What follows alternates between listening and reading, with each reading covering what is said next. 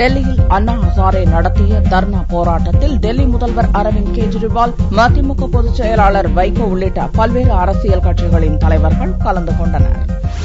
நில ஆர்ஜித அவசர சட்டத்துக்கு எதிர்ப்பு தெரிவித்து காந்தியவாதி அண்ணா ஹசாரே 2 நாள் தர்ணா போராட்டத்தை டெல்லி ஜந்தர் மந்தரில் திங்களன்று துவங்கினார். செவ்வாயன்று 2வது நாளாக ஹசாரேவின் போராட்டம் தொடர்ந்தது. மதிமுக பொதுச் செயலாளர் வைகோ மற்றும் இடதுசாரி கட்சிகளின் தலைவர்கள் என வரிசையாக அரசியல் கட்சிகளின் தலைவர்கள் தர்ணாவில் பங்கேற்றனர். தர்ணாவில் டெல்லி முதல்வரும் ஹசாரேவின் முன்னாள் சீடருமான அரவிந்த் கெஜ்ரிவால் உள்ளிட்ட ஆம் ஆத்மி கட்சி தலைவர்களும் பங்கேற்றனர்.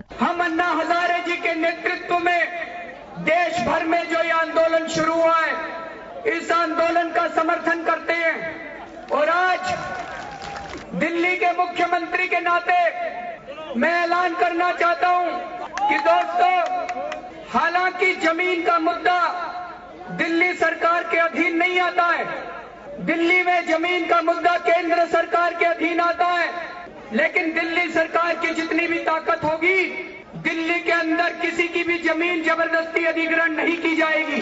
ஹசாரேவின் 2வது நாள் போராட்டத்தில் பல்லாயிரக்கணக்கான விவசாயிகள் திரண்டிருந்தனர். காங்கிரஸ், இடதுசாரிகள் உள்ளிட்ட பல்வேறு கட்சிகள் ஆதரவளித்திருந்ததாலும் ஜந்தர் மந்தர் பகுதி முழுவதும் விவசாயிகளாக காணப்பட்டனர். அவர்கள் மத்தியில் பேசிய ஹசாரே, விவசாயிகளின் நலனை மோடி அரசு புறக்கணிப்பதாக குற்றம் சாட்டினார். நில ஆர்ஜித அவசர சட்டத்தை எதிர்த்து நாடு முழுவதும் பாத யாத்திரை நடத்தி ஆதரவு திரட்டப் போவதாகவும், விவசாயிகளுக்கு எதிரான சட்டத்தை திரும்ப பெறும் வரை தான் ஓயப் போவதில்லை என்றும் அவர் கூறினார். ஆம் ஆத்மி கட்சியை 2012ஆம் ஆண்டில் கெஜ்ரிவால் துவங்கியதை அடுத்து ஹசாரேவுடனான உறவு முறிந்தது. கிட்டத்தட்ட 2½ ஆண்டுகளுக்கு பிறகு ஹசாரேவும் கெஜ்ரிவாலும் ஒரு சேர போராட்ட மேடையில் பங்கேற்றனர்.